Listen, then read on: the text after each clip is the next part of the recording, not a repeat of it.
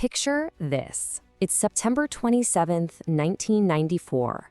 You're out on the freezing, pitch-black Baltic Sea. The wind is absolutely howling at force 8, and you've got waves violently crashing against your hull, some of them reaching up to 6 meters high. You're aboard a massive, fully loaded roll-on/roll-off passenger ferry, pushing right through the storm in the dead of night. There are 989 souls on board. Now, this isn't just some historical story. For those of you training to be seafarers, this is an absolutely vital case study. Welcome to today's Explainer, where we're going back to that tragic night to understand exactly how the MS Estonia became the worst peacetime maritime disaster in modern European history. We're going to dig into the anatomy of this disaster, not just to recount what happened, but to figure out how we prevent it from ever happening again. Okay, let's put you right on the bridge. It's 1 o'clock in the morning. The sea is exceptionally rough, and your ship is just slamming into massive waves. Suddenly, out of nowhere, you hear a really loud, heavy metallic bang echoing up from the bow. It's a sound you can literally feel in the deck plates beneath your feet. So what is your next move? Do you just glance at the indicator lights on your console? Do you keep pushing at 15 knots so you don't fall behind schedule? Or do you immediately send a crew member down to physically inspect the bow doors? Seriously, your decision in the next 60 seconds could mean the difference between life and death for nearly 1,000 people. To really unpack how this tragedy unfolded, we're going to break it down into 3 clear phases. First, we'll look at before the incident, second, during the incident, and finally, after the incident. All right, part 1, before the incident, the pre-accident condition. Disasters almost never just happen out of the blue. They're usually a chain of errors. It's what we call the Swiss cheese model of accident causation, right? They build up from normalized risks and warning signs that get ignored. Take a look at the reality of the Estonia's departure from Tallinn. First off, we've got a roll-on, roll-off passenger ferry.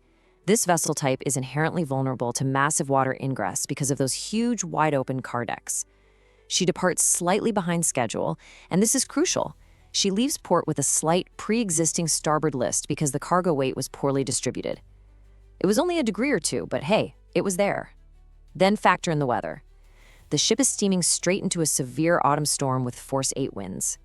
But despite those pounding waves, the bridge kept up a high operational speed of 14 to 15 knots, pushing aggressively into heavy seas, just to keep to their timetable.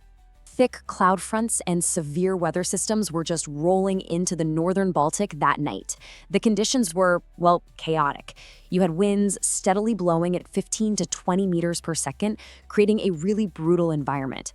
The crew was sailing this fully loaded ferry into wave heights of up to 6 meters. Every single time the bow slammed into a wave, it sent a massive shockwave straight through the hull. This was severely testing the physical limits of the ship's 54-ton steel bow visor. But even more importantly, it was testing the crew's decision-making under intense pressure. The major physical vulnerability here was the Estonia's bow visor itself. This is the massive nose cone that hinges upward so cars can drive onto the deck. But structurally, it was significantly underdesigned for these specific hydrodynamic forces. And get this, the ship's initial approval processes never actually considered the visor and its attachments as critical safety items. That meant the inner watertight ramp right behind it was totally dependent on that outer visor staying perfectly intact. If that visor goes, your main line of defense against the ocean goes with it. Okay, moving into section 2, during the incident, the critical moment. Let's move into the critical hour, starting right at 01 a.m., because this is where bridge resource management completely broke down. Let's walk through the exact timeline of this catastrophic mechanical failure. Right at 01 a.m., the crew hears that first heavy metallic bang. That was the bottom locking mechanism failing under the sheer brute force of the waves. But the crazy thing is, the ship didn't slow down. For the next 10 to 15 minutes, this massive 54-ton steel visor was basically left to flap violently against the hull. All that repeated pounding tore the side locks out and then finally ripped the hinges right off the deck. As the visor broke completely free and tumbled into the ocean, it pulled the inner loading ramp wide open. Seawater immediately started surging directly onto the open vehicle deck. Now, this is where it gets really terrifying, the disconnect between the bridge and the actual physical reality. Up on the bridge, the crew is looking at their console and they're seeing green indicator lights, meaning the visor is locked. How is that possible? Well, the sensors were placed on parts of the hinges that broke away in a way that just never triggered the open warning. And because of how the ship was designed, they couldn't actually physically see the bow from the bridge windows, so they kept going. They maintained their speed. When the ship started listing heavily to starboard from all that water, they just assumed it was the wind. So they made this fateful decision to alter course to port, trying to bring the wind to the other side. But the grim reality was entirely different. The visor was already gone. Thousands of tons of seawater were pouring into the car deck, and that port turn, it aggressively threw all that shifting water over to the starboard side through centrifugal force, which catastrophically accelerated the capsize. The Atlantic lock, which is the main bottom locking device, failed entirely. When official investigators eventually pulled the visor off the seafloor, they proved that under the extreme repeated pounding of that Baltic storm, the forces hitting those locks were vastly higher than what they were designed to handle. The metal just fatigued and tore right apart. But we have to remember something crucial. A mechanical failure alone should not doom a ship, not if the crew actively investigates anomalies instead of just blindly trusting a sensor on a screen. The sheer speed of this disaster is just chilling. At 01 a.m., you get the first bang. By 01:15, the visor is completely gone, and a severe starboard list begins, hitting 15 degrees, then quickly dropping to 60 degrees. At 01:22, the first Mayday is sent, but as we'll talk about in a second, it was really irregular. By 01:50, this massive ferry had rolled a full 90 degrees, capsized entirely, and simply vanished from the radar screens of all the nearby vessels, less than an hour from the first warning sign to total loss. So why did it sink so incredibly fast? It really boils down to one single concept: the free surface effect. For anyone in maritime training, this is your silent killer. On a roll-on, roll-off ferry, the car deck is essentially a massive, undivided cavern. When water breaches that space, it doesn't just sit there adding weight. It sloshes back and forth from side to side. As the ship rolls with a wave, the water rushes to the lower side, completely destroying the ship's center of gravity and making it mathematically impossible for the vessel to right itself. Once that water flooded the Estonia's open deck, her fate was sealed in a matter of minutes. Which brings us to Section 3, after the incident, the response, and the lessons learned. Out of 989 people on board, only 138 survived the freezing waters that night. The final radio transmissions between the Estonia and the responding ferry, the Selja Europa, are just haunting. Really bad, it's looking really bad right now. The emergency response was severely crippled by a massive breakdown in communication, one that violated some core SOLAS and SDCW principles.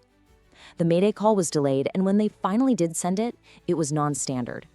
Because of a power blackout on the bridge and the sheer panic of the moment, they failed to immediately give their exact coordinates. You have to remember, in an emergency, clear, disciplined, and strictly formatted communication is literally your only lifeline to the outside world. Adhering to those international regulations is what ensures that lifeline actually works when you need it. So let's talk about the hard operational takeaways for you out there as a seafarer. First, never rely solely on bridge indicator lights. Sensors fail, and sometimes they lie. Second, if you hear an abnormal noise, you send someone to physically investigate it immediately, no exceptions. Third, when you hit heavy weather, you've got to reduce your speed to minimize the kinetic impact on your hull. Fourth, practice and execute strict standard Mayday protocols without a second of hesitation. And finally, prioritize bridge resource management. When this crisis hit the Estonia, the bridge was completely overwhelmed. They lacked a coordinated response to the massive cascading systems failure happening right beneath their feet. Listen to this quote from the official Joint Accident Investigation Commission. It is devastating. Structural oversights in the shipyard and by regulators were a huge root cause. The design itself was flawed. But here's the thing. You can't always control how your ship was built or how it was inspected 20 years ago. What that means is that you, the seafarer on watch, have to act as the absolute last line of defense. You basically have to operate under the assumption that the ocean is actively trying to find the weakest point in your vessel at all times. So we wrap up today's explainer with this question. As we've clearly seen with the Estonia, disasters don't just magically appear out of thin air. They are built, step by step. A slightly heavy cargo list, pushing high speeds in a severe storm, ignoring a terrifyingly loud bang from the bow. trusting a little green light over physical reality. Are you actively watching for these kinds of warming signs on your watch? Or are you just hoping that green light stays on? Never let yourself become just another link in the next error chain. Stay vigilant, stay disciplined, and above all, always respect the sea.